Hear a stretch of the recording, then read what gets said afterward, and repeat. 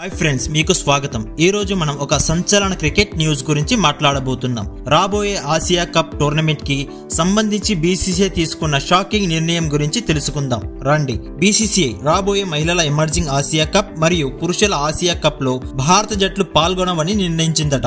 June లో శ్రీలంకలో జరగబోయే మహిళల టోర్నమెంట్ అలాగే 2025 పురుషుల ఆసియా కప్ నుంచి భారత్ తప్పుకుంటుందని ఆసియా క్రికెట్ కౌన్సిల్ కి సమాచారం ఇచ్చింది బీసీసీఐ. ఇప్పుడు ఈ కౌన్సిల్ అధిపతిగా పాకిస్తాన్ మంత్రి మౌస్ఫిన్ నఖ్వీ ఉన్నారు. ఈ నిర్ణయం వెనుక కారణం ఏంటంటే భారత్ పాకిస్తాన్ మధ్య పెరుగుతున్న ఉద్రిక్తతలు. గత నెలలో జమ్మూ కాశ్మీర్ లో జరిగిన ఉగ్రదాడి తర్వాత భారత్ గట్టి సమాధానం ఇచ్చింది. ఈ నేపథ్యంలో పాకిస్తాన్ మంత్రి నేతృత్వంలోని ఆసియా క్రికెట్ కౌన్సిల్ టోర్నమెంట్ లో భారత్ ఆడదు అని బీసీసీఐ స్పష్టం చేసింది.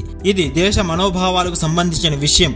మేము భారత ప్రభుత్వంతో చర్చలు జరుపుతున్నాం అని బీసీసీఐ వర్గాలు చెప్పాయి. ఇప్పుడు మీ ఒపీనియన్ చెప్పండి. బీసీసీఐ నిర్ణయం సరైనదేనా? ఆసియా కప్ భవిష్యత్తు ఏమిటని మీరు భావిస్తున్నారు? కామెంట్స్ లో మీ అభిప్రాయం తెలియజేయండి. ఇలాంటి క్రికెట్ న్యూస్ అప్డేట్స్ కోసం మా ఛానల్ ని సబ్స్క్రైబ్ చేయండి.